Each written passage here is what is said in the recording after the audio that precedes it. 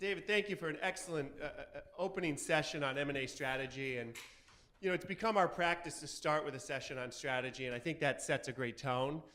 The simple questions of buy or build, to buy or not to, and how do you source deals, I think sets a great tone for the conference, and I appreciated the questions. Do earnouts work? Great question. And so, I really want to encourage all of you to continue to participate in the conversation. Certainly the panelists will lead the dialogue and explore some of the topics and issues that are really critical, but we'll also look to you to add to that interplay, and certainly the ambition here is to collectively advance the understanding of the better way to get deals done. And so we'll advance that practice, I think, better with more participation. So certainly continue to keep the questions coming. And a quick aside, but as an extension of what we do in our M&A conference series, for those of you that we're meeting for the first time, as Finance Information Group, we actually have a series of books that we publish on cost of capital, on leveraged finance, on structured buyouts, on M&A integration. So if you find those resources valuable, please check out our site, Finance Information Group. And it's a pretty carefully curated collection of both books, M&A and finance publications, and certainly our series of M&A conferences. And again, as I mentioned earlier, in our pursuit of being the Harvard Business Review of the M&A world, we have a store as the Harvard Business Review does. And so as you look there, you'll find that we've taken great care in those resources. And I think it can be extension of the learning that we're doing today. So with that, let us get underway with our next session. As we've set the stage with regard to strategy, now we're going to start to get into the execution of diligence in a new and better and more innovative way to think about diligence from a forensics perspective and a more proactive front foot perspective. And so we're really pleased to have assembled a terrific panel. One change from the program, John Mims, who was meant to be here, had a family issue that got in the way at the last minute, so he sends his regrets. But we have a good collection of experts that have been with us before. At a conference at the University of Chicago. Actually, both Greg and Jamie have been with us, and since they did a good job, they've been invited back. And we've called Glen up from LA to add to the conversation, and Greg's going to lead this discussion. So Greg Wolski, who leads the National Transaction Forensics Practice at EY, has agreed to lead this session. So Greg, let me leave it in your hands to get us underway. All right, thanks, William. Thanks, everybody, for being here. I'm Greg Wolski, a partner in Chicago with Ernst & Young. As William indicated, I lead our global transaction forensics practice, which is part of a fraud investigation dispute services practice. EY has got 250,000 some employees, 5,000 of which are focusing on fraud and dispute issues in our group, which is kind of a telling comment just to start as to how much fraud is probably out there and the various issues that you can encounter. My group really serves to be that bridge between financial and legal diligence to start thinking about the various issues that come up in transactions. So it's bribery and corruption diligence. It's increasingly information governance issues. It's serving as the link between legal diligence teams to think about how do you word the transaction agreements to avoid disputes later. The last panel, there was the talk about earnout type disputes. We'll talk about that a bit more in terms of just avoiding those types of issues. But again, basically just trying to be that bridge between the issues that come up and make sure that those issues are being addressed and really flushed out fully. And again, if I look back at our background with our clients, we see these types of issues with our clients every day. And so if you put it in a transaction setting, those types of issues typically are even more heightened and need to be flushed out. Happy to be joined on the panel by Jamie Koumanakos from Blake's and Glen from Ernst & Young. Jamie, you want to give a little your background? I'm based in our New York office. For those of you who don't know, Blake's is a Canadian business law firm. I focus on inbound into Canada M&A and investment transactions, work a lot with private equity sponsors, but also strategics, including in the San Francisco area with their Canadian investments, and also work a lot with US and international law firms on cross-border transactions into Canada. Excellent. Hello, everyone. Glen with Ernst & Young. I lead the relatively new information governance service line within our forensics and investigations and discovery services. Out of LA, I've been with the firm for a little over 7 years.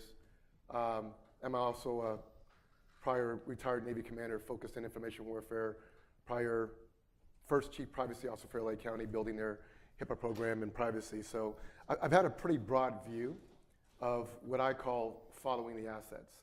So prior to me taking over as information governance leader, I used to be the cybersecurity leader for the Americas for the tech sector. Still dealt with a lot of retail and healthcare opportunities as well. But there's one consistent theme. Our clients don't know their assets. If it's regulated, they've got tools to find where your PII, where your PHI is. But when it comes to IP, even those that create it don't know how to describe it.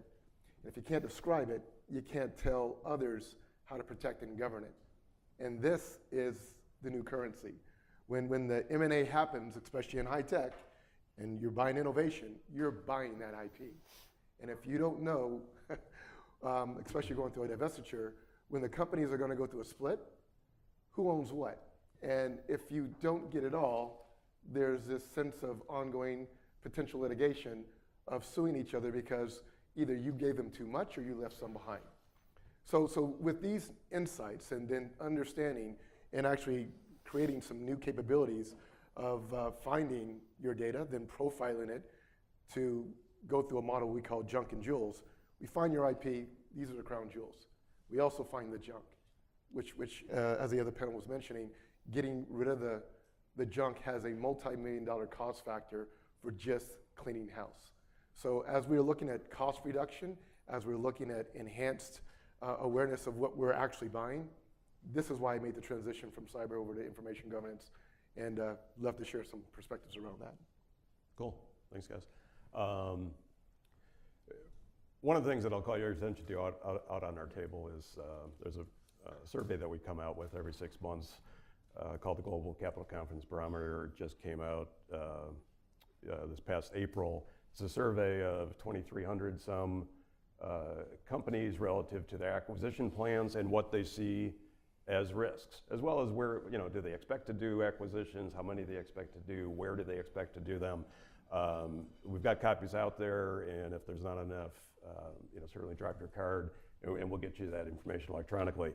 The things that popped out to me, and especially as it relates to the panel, was obviously people look at political change and policy changes and the uncertainty around that. What does that mean to transactions? And whether that's in the U.S. or thinking about Brexit and France more recently, or just other economies as to turmoil, within a country, and what's that going to do to potential transaction activity or operations that you might already have in the works. The group that was surveyed, still there was about 60% that plan to do acquisitions in the next year. Most are tending to look at several acquisitions.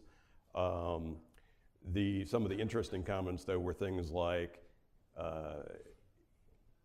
most companies now are starting to use data analytics in the diligence process. They're starting to worry about technology and information governance. They're starting to worry about cyber threats and what does that mean to a transaction.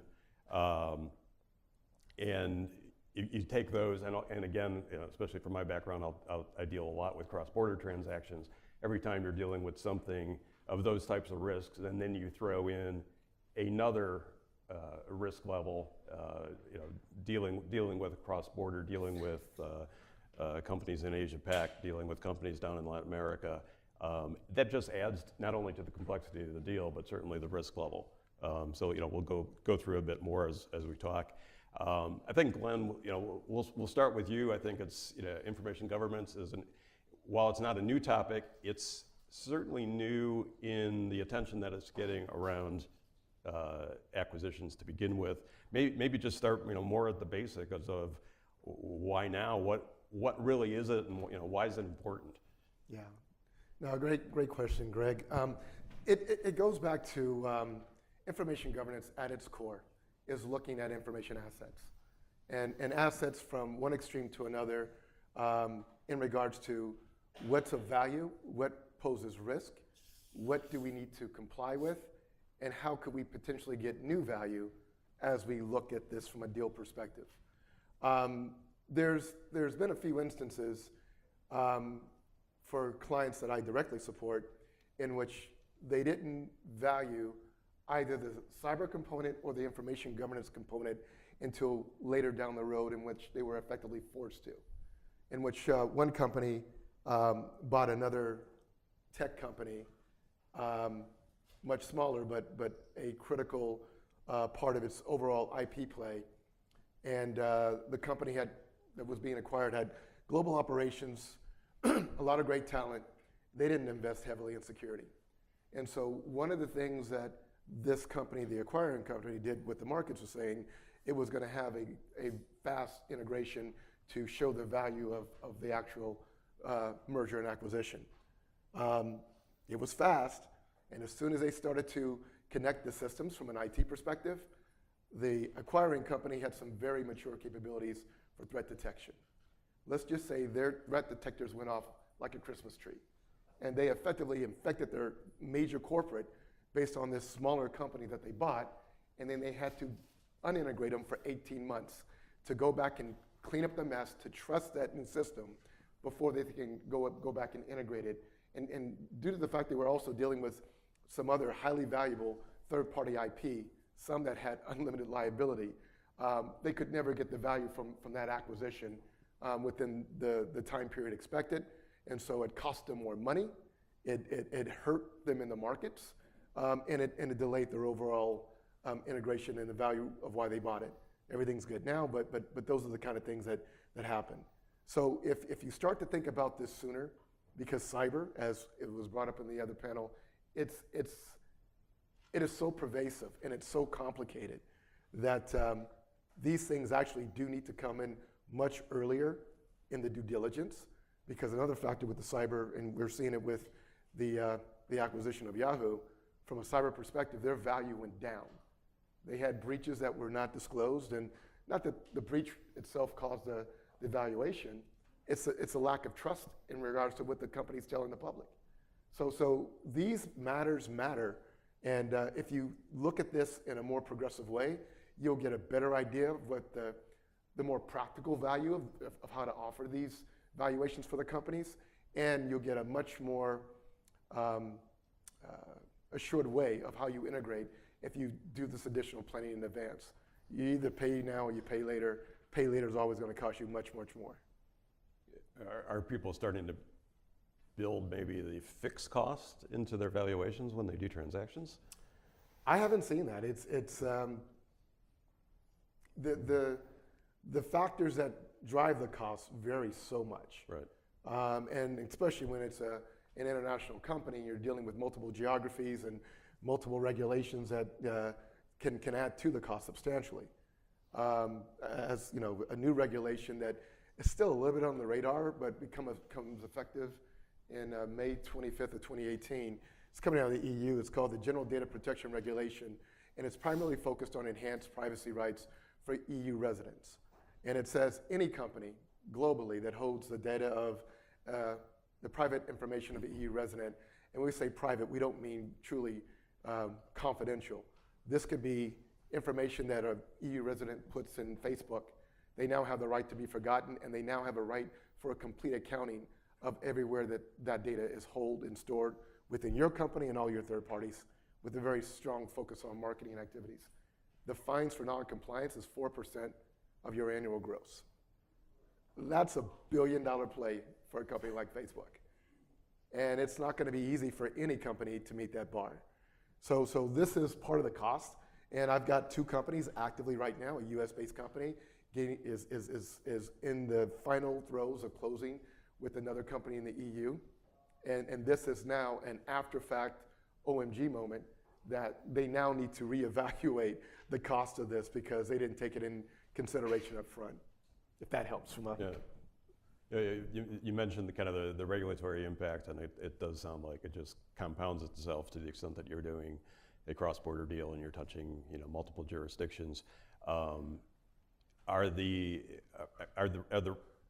guess I always tended to think about the U.S. regulations being the most restrictive, but maybe that's not the case. I mean, Europe's got some, from a privacy perspective, Europe's got some very interesting regulations. The good thing about this new regulation is it now starts to view the EU more as a single entity versus all the variations you would see either in Finland, especially in Germany. From an M&A perspective, the UK's got some very restrictive things that you can do from a due diligence perspective. This is starting to normalize it. There's some things in the US that are very tough from a financial and SEC reporting perspective, but nothing that compares to 4% of anybody's revenues. And that makes it truly material, and it will allow you to reevaluate, does it still make sense? And is this what we really want to do? I can just speak from the Canadian perspective too, that kind of wave of regulation on the privacy side has also hit Canada, not to 4% range, but significant fines and aggressive regulators. So that's speaking, regardless of the jurisdiction you're looking at, you really have to get a grasp of what the past practices has been, what have been the policies with the target company and how they've been complying, and try to put a box around what that potential liability is, because it can be surprising. A lot of folks do assume that the US is the high bar, and if you're complying with the US perspective, you're complying with other jurisdictions, but it's not always the case. Yeah, it's definitely shifting. And this regulation, it's starting to pop up. China's got their own version coming up that actually becomes effective in June. They're not as stringent in regards to the penalties, but it's a major business impact that you've got to be aware that these things are part of the business decision between M&A, and it's actually going to help define what your integration roadmap looks like, because it will likely impair the overall infusion of the two companies if that's one of the key goals for success. so in a perfect world, from a diligence standpoint, are you hoping to get pulled in kind of day one, here's the information memo, the client's starting to think about pursuing a target, and where do you potentially see the risks in the plan, or is it later on, or throughout, as well as maybe talk about maybe the post-close, the integration side of this? Yeah, so the one deal that I got pulled in, let's just say day -1 before the deal closed, but it was definitely too late to try to influence the terms. Two major tech companies were going through an acquisition in which one major tech company was buying 85% of this other behemoth, and there was going to be a newco as part of the divestiture for the rest of the 15%. They were clearly buying the IP of the company, and that was their primary focus. But while there were some high-level terms that were put in the agreement, it was not conclusive to understand how the data carve-out would likely look at the end of the day. In the meantime, the acquiring company put billions into the company that was being acquired, into its bank account, and put a little bit of a poison pill. Said, you've got 8 weeks to do this, to find out what I just paid for from an IP perspective. After those 8 weeks, you owe me $100 million a month.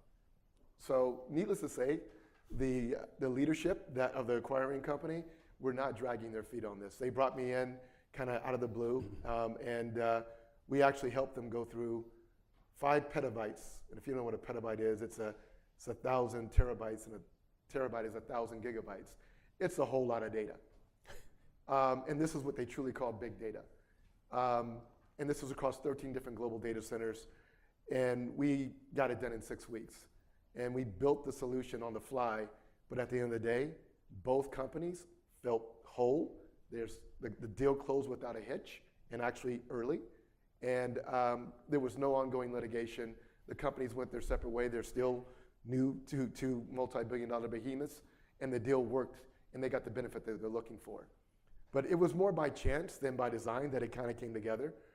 We've got some great people on my team, but it truly required a lot of cooperation on both companies' team in regards to how we figure this out.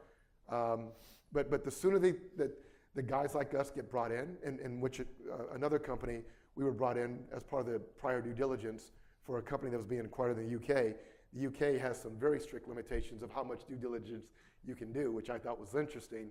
But we had to effectively create a three-way deal with the company that was being acquired, so the acquiring company can prove that you're not already tainted from a cyber perspective. And they were. It wasn't as bad as the other company, but they had a lessons learned in this. And so getting in from cyber, because you've got to establish the trust. If you can't trust that data, can't trust that system, you never get the value out of it. But also looking at it from an information governance perspective of understanding how to value that, and then what really needs to be protected going forward. Also, the one thing that nobody really understands or appreciate, if you clean house of getting rid of so much decades of old data that nobody's valuing at any level, but it's costing you tens of millions of dollars year over year, that's another value play that you can actually add to your bottom line and show probably a healthier cost return of going through that evolution. You know, and from a lot of the work that we do from an investigation standpoint, you know, you think about, you know, somebody like a GC who may, you know, get some kind of discovery request, a subpoena that they need to respond to. They need to understand, where does all that information reside, and I guess, you know, and this is probably more to you, is, you know, that they appropriately responded fully to what was asked for. And so knowing that what information is there, what is good information, what's bad information, why do you even store it if it's old, is useful to the company, and again magnified, I suppose, in the context of a transaction. Any additional legal thoughts on that?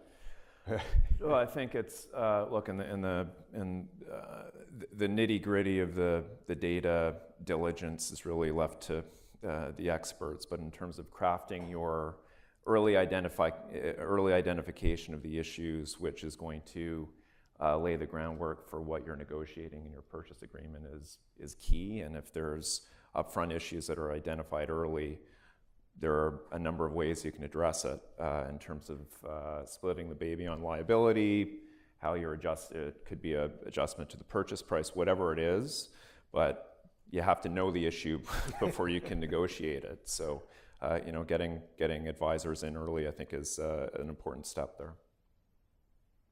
How about Glenn, other war stories? I know you talked a bit about, you know, to me about other lurking threats and other cyber issues that can come up, especially in the context of a transaction, maybe when you least expect it. So one that sometimes many people don't really understand or appreciate, especially when we're talking about innovation, those that innovate, the engineers, the designers, the architects, no matter what's in any agreement that you may have, there's an emotional connection to that data. And at some level, they think it's theirs. So imagine what happens when you're going through a transaction in which these guys are known to be, you're going to be terminated. They know that they're going to have to move on. And you now have a major instance of insider threat in which these guys that may have been there for decades, they no longer have loyalty to the company. They're looking at how they are able to have an ongoing career perspective. They're going to take that data. And so from an insider threat perspective, by them taking that data, yeah, it's against the law, and if you can catch them, you can enforce it. But once it's gone, it's gone. And if they've already had it in other places that you guys may not have ever been looking at, including the dark net, which is effectively the cyber underground of where a lot of rogue but valuable data sits, it could impair the value of the deal. But both pre-close and post-close, many people don't realize that you've got to know the key asset you're buying. We're not saying everything. Typically, from what I've seen, we're talking less than 3 to 1% of the data is truly the crown jewel stuff. It really makes up all the other data sets. You get a lot of business data. Nobody's buying that. You got to deal with it, but that's not where the valuations are coming from. But if you just understand what needs to be protected at a higher level, both pre-close and post-close, and looking at that to make sure that the insider threat of the people who have access to that and put in active monitoring, you're going to likely save yourself a lot of legal and possibly reputational headaches in the future. And that's just the internal threat. So I think you had some good examples on the external side as well. Yeah, so this whole cyber thing is complicated, in which at its core, if you don't know your data, you also typically don't know the physical assets where that data sits. That means you've got what we call unmanaged devices of storage, including storage that you may not exactly have contracted for, such as putting data in the cloud, that a lot of your employees saw the convenience of doing so in regards to how they get access to data whenever they need it, whether it's inside the corporation or not. But the biggest thing is that all of these areas are potentially threat considerations. And the threats are extremely sophisticated. As I mentioned before, the company that bought the other company, and then once they started to connect, it started to light up. Those things didn't light up on their own, and they weren't really that active before. There were a few that were, but those that installed that malware knew when the transactions were happening and was monitoring the activities, including the communications, of when the integration was going to be. So they waited. They had these sleeper cells. They waited for the time bomb to initiate this so they can then affect the company that just bought the other company, and that was a true crown jewel. That was a bigger target. These guys were nothing more than a platform in which their IP was interesting, but not as interesting as the acquiring company. And so this is very sophisticated. These are state-sponsored actors in which they're not really caring about if you try to sue them in China. Good luck on that. They'll just make the product and sell it in China, and they'll create billions of dollars of revenue and wealth. So you've got to be as creative as they are in regards to what can happen. And if you are able to limit the scenarios to truly the crown jewels, it's not as overwhelming as some may think. The thing is, this whole thing with big data, data's everywhere, it's true, and you got to clean it up. But if you focus on the crown jewels, on what controls put in place, what monitoring happens, it's going to be very cost effective. It'll be very, very risk effective of reducing risk. And you're going to get value out of it by not dealing with these other issues with litigation and reputation and things of that nature. Yeah. Ted. Question, does Ernst & Young, you guys do IP valuation, especially across an entire patent portfolio? And I guess as a corollary, I don't really see people doing that pre-close. Are people really taking the time to understand the valuation of what they have? And anyway, just wanted to hear what Ernst & Young does. So I know we do some level of at least advisory services with IP valuation. Greg may know more about that. Yeah, I know we do valuation work associated with IP. I think you're right. It's often more of a after the fact consideration. And then often within our group, we're often brought in more litigation that's associated with IP as well, and you start getting into the damages side of things. But it is something that should be looked at probably a lot more heavily than it is, and based on everything that you're describing, probably a lot earlier in the process as well. I'm going to stir the kettle a little bit here. Yeah. Some people I talk to, they say, hey, it's the courts that ultimately determine what IP is worth. Or you don't really know until the court tells you what it's worth. Is one. And then the other, also, broad and narrow claims, right? You're starting to get the language in which these patents are written. You have to, that's obviously another bit. Anyway, there's a lot to do with IP, and I don't really see anybody really doing it the way I would think.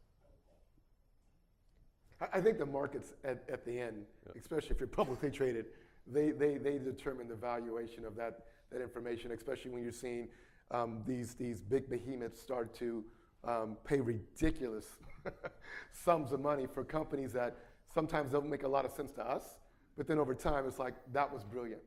So it's really not only the value of the IP itself, it's the vision of those that think that they can get more value from it in the future, and how they can put 2 and 2 together to get 5. And just from a couple folks that were probably it looked like you're trying to weigh in on the same question. So talking about mergers and acquisitions, I worked for a company called Blackstone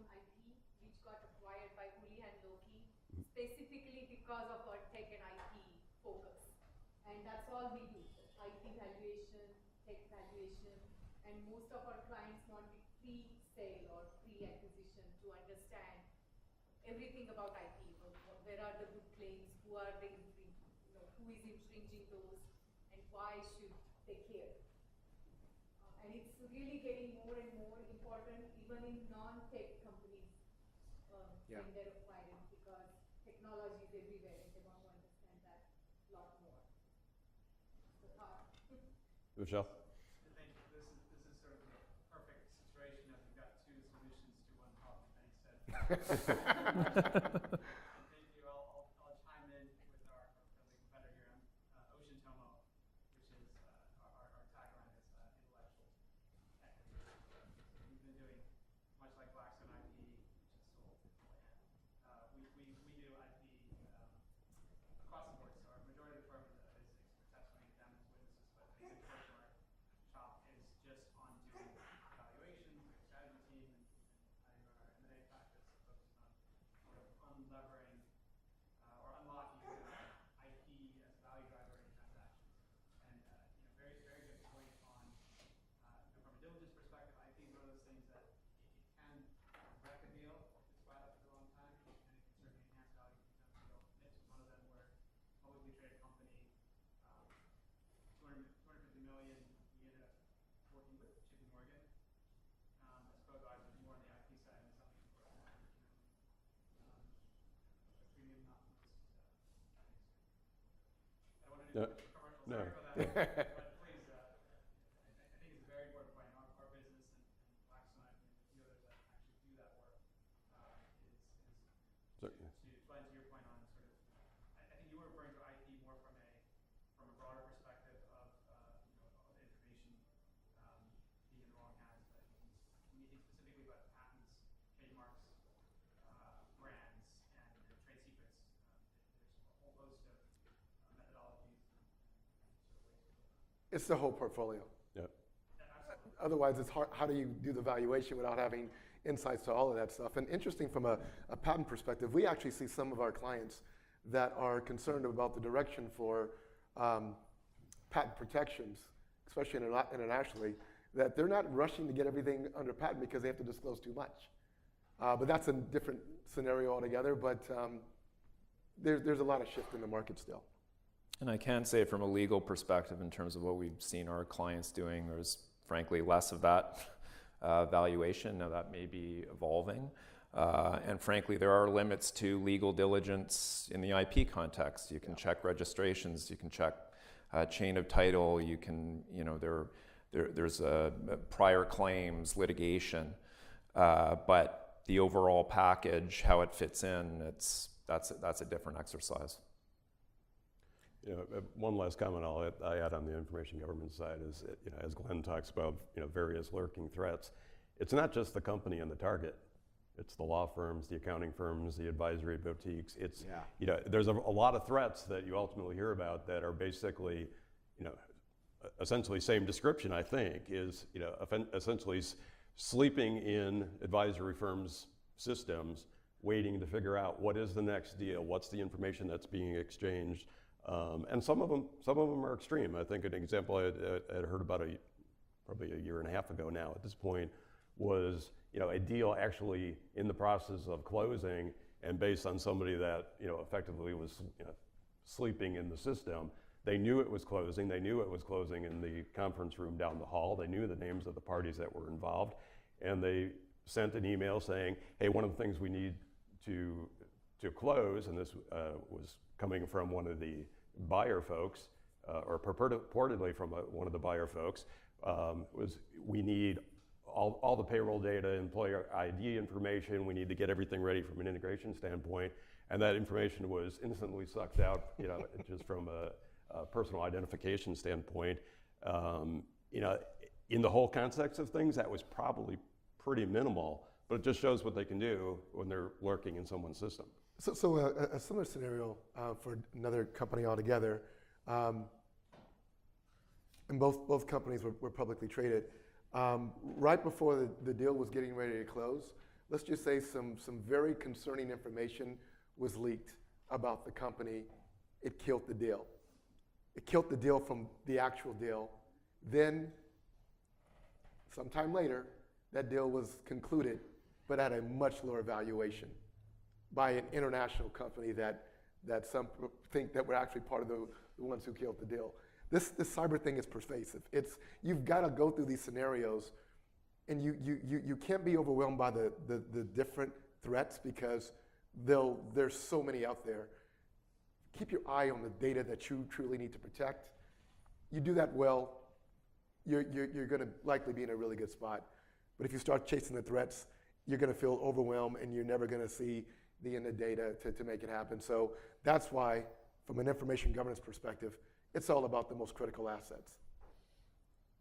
Let's shift over in topic and talk a little bit about legal diligence and structuring.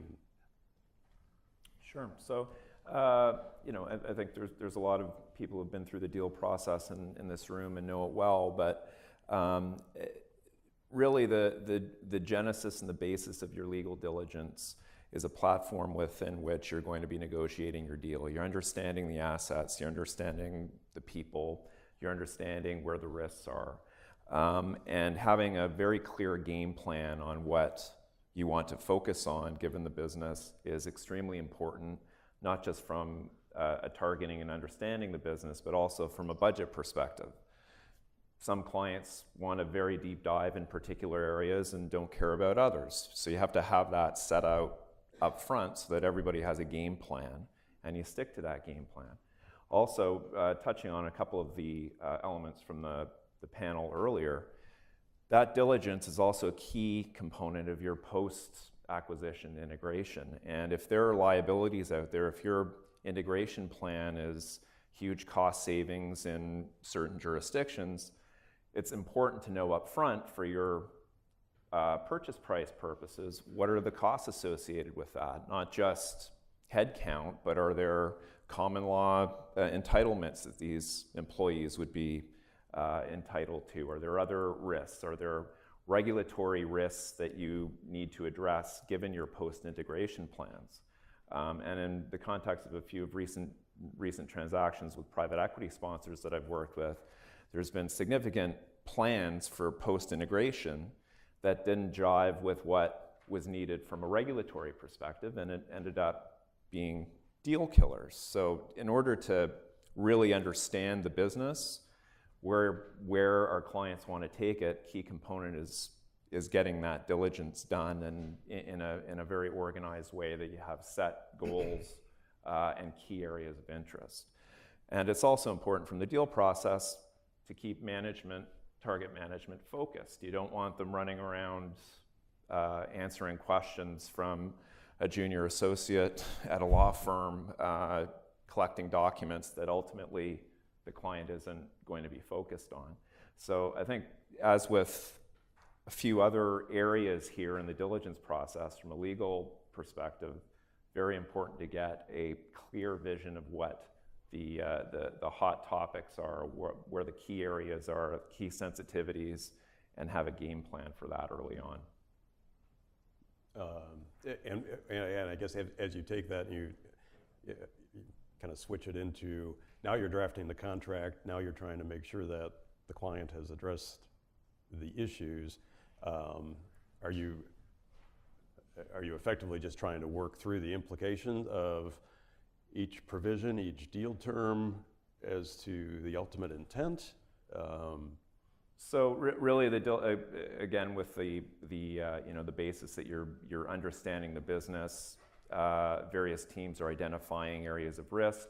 You're either from a reps and warranty perspective, and there's a panel coming up this afternoon, I believe, on different ways the rep and warranty insurance market has developed. It hasn't really come to fruition in the same way in Canada as it has in the US, but there are ways of dealing with reps and warranties. But reps and warranties is really a diligence exercise.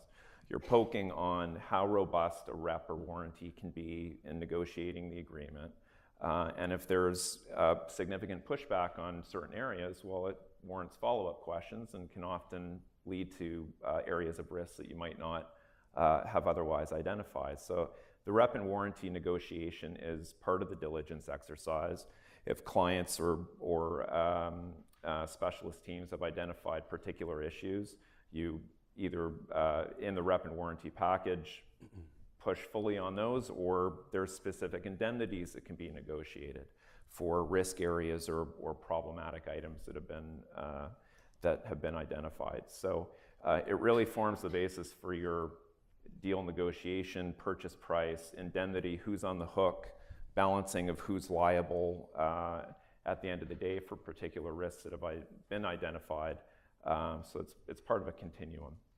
Are there, I know most of your clients are Canadian clients on one side of the deal or the other. Are there any issues that are really unique to dealing with clients that are in Canada? I think, and this is applicable to any foreign jurisdiction that you're looking at, including Canada. First and foremost, identification of regulatory risks. We've got the equivalent of Hart-Scott-Rodino, which is the Competition Act. We've also have similar to CFIUS, but more obnoxious, frankly. We've got this piece of legislation called the Investment Canada Act that essentially states that any acquisition of a Canadian business within certain thresholds, or if it's in a specified industry, must be of net benefit to Canada. Well, what the hell does that mean? So there's a lot of negotiation as to how to best comply with that amorphous definition of a regulatory threshold. And again, to the integration point, often in those negotiations with the applicable department, a buyer needs to give undertakings as to where it is going to take the business and make certain commitments with respect to employment in certain areas, et cetera. For a US buyer or international private equity sponsor, they would not normally be familiar with that type of undertaking. So it's identifying those types of areas where it's an education component for the client, but it's also, is this something that we can do and comply with in the context of our plans for this target company? So on the legal diligence side, what can go wrong? Well, give us a war story. I think, I'm sure folks have a lot of bad experiences with diligence, but one that sticks out with me is simple share capital diligence. You would typically have on larger transactions, very seasoned clerks going through the minute books, making sure share certificates are in order and the chain of shares, share ownership is legitimate. And it was a private equity buyout of a fast-growing family business. And on one of the diligence calls, we had asked, well, we noticed some irregularities with this certain shareholder with respect to their shareholdings. The board unilaterally canceled and marked canceled shares of one of the brothers of this business. And the lawyer for the target business said, well, that shareholder passed away some time ago, so there's no issue. So we said, okay, well, we'll get a full release from the family, et cetera. We had a call the following day and mentioned that we understood that this shareholder, a long deceased shareholder, was no longer in the picture. And another counsel on the deal said, well, that's funny, I just spoke to him this morning. So it's one of those things where what can be mundane and routine diligence in terms of share capital, who owns the company, which is fundamental to what you're buying, can go awry if you're not asking the right questions and pushing. One last area from a topical standpoint, and we're kind of bumping against time, so I'll keep it short, is as I mentioned, we deal a lot with transaction disputes. We'll serve as experts or arbitrators around transactions. And often, that's because of the culmination of the diligence process, what's been written into a transaction agreement, and ultimately the disconnect between the parties, either in terms of how they think the contract was written and how ultimately the definitions play out. On the prior panel, there was the discussion that was raised relative to the earnouts. I think that it's right on point, as was probably Jarl's answer. We do see a lot of transaction disputes that are associated with earnouts, and if you don't have the metric rate, it's going to be an issue. And if it's essentially, the more complicated the metric is, so if it's an earnings metric, you've got a lot of things to go wrong when you go all the way down to get to, maybe some EBITDA type definition. If it's the length of the earnout, I had one recently, believe it or not, that when I received from the client the underlying agreement, I thought he sent me the wrong agreement. It was, this is still going on. It was a year or two ago that it started. The agreement was dated in 2002. It's a perpetual earnout with an annual measure. They made it 10, 12 years before they had an issue, but I tell you what, they're going to have an issue each and every year from here on out, unless they resolve the underlying agreement.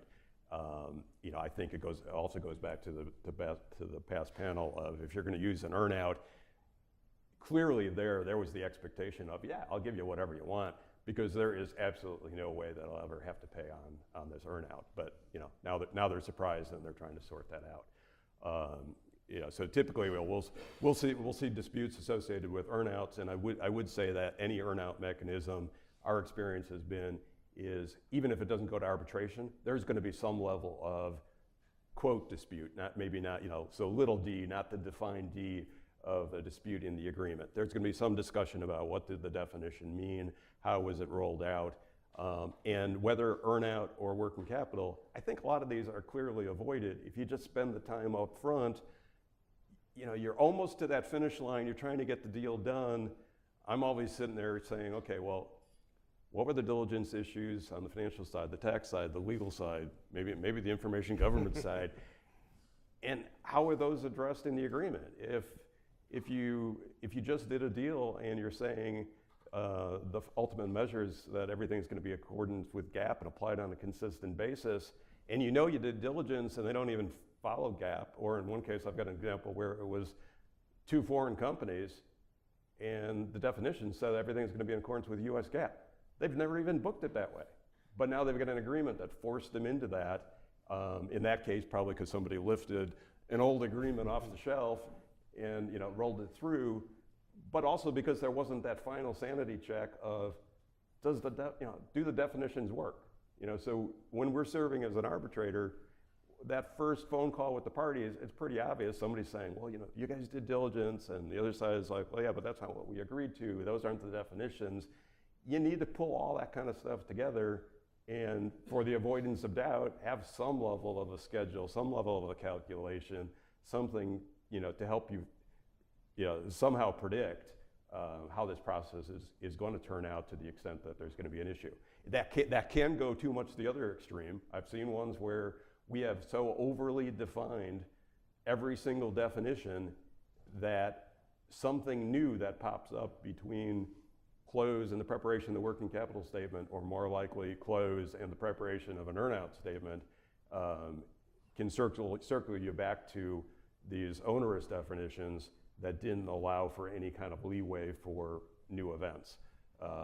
But again, that could be avoided with just people thinking it through, and I do think it kind of comes back to the, hey, we're at the nth hour, and if I try to propose something other than the generic paragraph that I've used in the past, somebody's going to be thinking I'm slipping something in, and they're not. It's just trying to help define the process.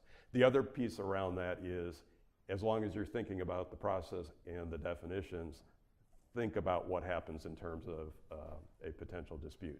Sometimes, at the very least, it'll be some level of discussion that, to the extent that there's a dispute, it'll be turned over for arbitration to an accounting type arbitrator like EY. Sometimes it's just silent, that it'd be turned over to an arbitrator and it doesn't name a firm. Then once you get to that point where you actually do have a dispute, it's just one more thing for the parties to fight about, because now they're going towards a dispute, and they want this accounting firm or this valuation firm or this boutique firm, and it's again, it's going to be one more thing to fight about that the parties might not even be able to resolve, which flips it back into litigation, at least briefly, for a judge to tell them, here's what you need to do to decide, or I'll choose it for you, and maybe both parties don't want that answer.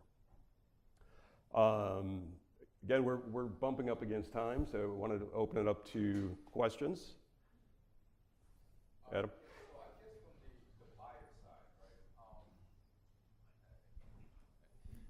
I guess from the buyer side, do you think that you will see more of them asking the sellers to, I guess, set up more escrows for contingent liabilities or indemnity for, for cyber risk purposes or things of that nature to kind of avoid some of the litigation when you go through that stuff? In my practice, I haven't seen an uptick for specific indemnities in that area, but that may also be the last 6 months, the types of deals that I've seen where the IP has been a significant component, but not the main driver of the deal. So certainly if you take a cross section of where other issues are identified and the negotiation of specific indemnities, if there's an issue, I don't see any reason why that couldn't be in the mix for discussion, but you might have more direct experience on it. Yeah, for some of the things I've seen with the cyber insurance, the insurance is only as good as your ability to comply with the ability to make a claim, and that means you already have to have certain controls in place. So people buy cyber insurance and think it's going to be this great savior, in which those insurance policies sometimes don't pay out because you never did anything to provide the safeguard. When you buy fire insurance, they ask you, do you have a fire alarm, and where do you live? Where's the nearest fire department? Those go into factors, and they take your word for it. But after you have a claim, they're like, well, prove that you were even doing anything to protect this data. And if you can't provide that evidence, then you're never going to get that claim back. But like, if say an escrow set up in place, right? For the seller, wouldn't it provide more incentive for the seller to protect data if a portion of the purchase price of that merger or that acquisition is set aside? You can't receive that money until certain. Makes perfect sense to me. No. I think this stuff is just getting kind of made aware of the risk and the benefit of looking at these deals in a bit broader way. But I haven't seen an uptick, even with some of these multi-billion-dollar acquisitions I've been assisting with. There's still a lot of the legacy way of doing business. William? Or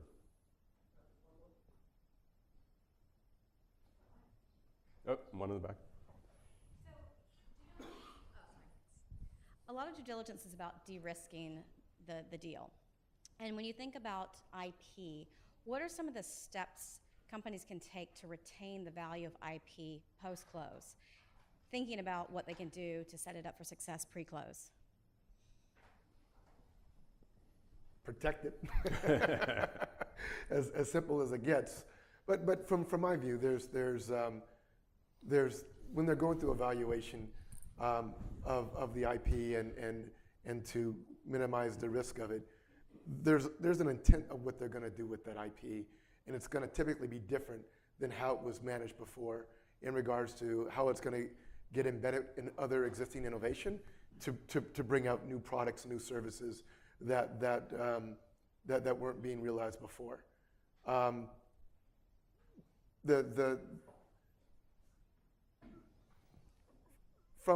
the biggest risk that I see, it goes all about the protection and governance of those assets, in which if they're not well protected, they open up to other liable measures that could have been avoided if they would have thought through it. And one of the things that often is different is the supply chain of how that IP is handled, in which they're still working in the older operating model, and they're not taking in consideration of how these two companies are now either enhancing or potentially generating more risk based on the fact that they're trying to sustain both of these supply chains as they get out the new product. So those are some of the things I would recommend going through a particular due diligence, because it's not what it used to be from how those products were managed and protected before. Just 2 cents on the purely legal side. If there are holes or gaps that have been identified in the legal diligence process with respect to registrations or the approach to IP protection from a legal perspective that has been, lacking. Having a protocol for that going forward post-closing is certainly something that we've seen clients focus on in order to make sure that routine stuff doesn't fall through the cracks and threaten your portfolio. Quick bonus question. Thank you. I'm going to follow up on what Keely said, and maybe you want to get some thoughts from the panel, but with one comment. Black Duck software. I don't know how many of you over here have heard of Black Duck software, but I was a CEO of a company software company that got acquired by a larger company, and they made us go through this whole process of forensics and software diligence. What a nightmare. Because it's looking at open source contamination and protection of your intellectual property. And if you are on the sales side and trying to sell your company, you might want to go through that before the acquirer asks you to go through that. If you're on the acquiring side, just be thoughtful how much pressure you put on that, because you're going at the heart and integrity of the engineers. And in this case, they just wouldn't stop digging. The transaction got done within 90 days. Most of the engineers left. So there's value in doing it, because it preserves the value of the intellectual property and protects you from getting contaminated and getting exposed. But at the same time, during the diligence process, an acquiring company should just be thoughtful how they approach it. And I don't know if you guys have heard of it or any thoughts. Glenn, you may have come across it, given that this is forensics and information governance. It's a pretty interesting area for software acquisitions. Yeah, no, and legal gets really involved when we're talking about open source and third-party software agreements as part of the overall product that effectively brings value to the IP. But everything you said is right on point, and it's a good example. If the selling company takes a proactive stance of what they should have already been doing in the first place, this doesn't become a problem, because this isn't important just when you're doing a acquisition or a divestiture. This is kind of what you should be doing as a core business factor. There's other reasons, especially when you're trying to sell internationally and export control. All these things need to get reviewed and evaluated. And if you take a more proactive stance, you're going to be in a stronger position to get a higher value and be a lot more responsive when these questions come up, and they will come up. And so if you take a reactive position that unfortunately your company went through, you become very defensive, and it starts to distract against the value of why you're buying the company, to the point that the creators of the company were no longer incentivized to stay. They got their benefit, they left and did something else. So consideration is always a good thing, and if you're well prepared, these aren't going to be ongoing concerns. If not, this is kind of what you're going to have to deal with, because these other companies it's their due diligence, and they need these questions to make sure that they're doing the right thing for whoever's buying the company. It's actually a pretty expensive proposition to go through the black duck. Very expensive software, unless the acquiring company has access to it. We're a small company doing the transaction. Yeah. It was just very expensive for us to take up that kind of service. One of the things I didn't hit too much on, but there's some new solutions out there dealing with data analytics. You hear a lot of different things about it. At the end of the day, if you do it right, these aren't that expensive. You're going to get more knowledge about what you should and could be doing. You're going to reduce risk. You're going to reduce cost. If you start applying some of these new models out there to make better decisions on how to evaluate, how to get the deal done, and then how to move forward quickly. Corporate hygiene, I like that. Yeah, that's right. Well, thanks, Glenn. Thanks, Jamie. Thanks, everyone.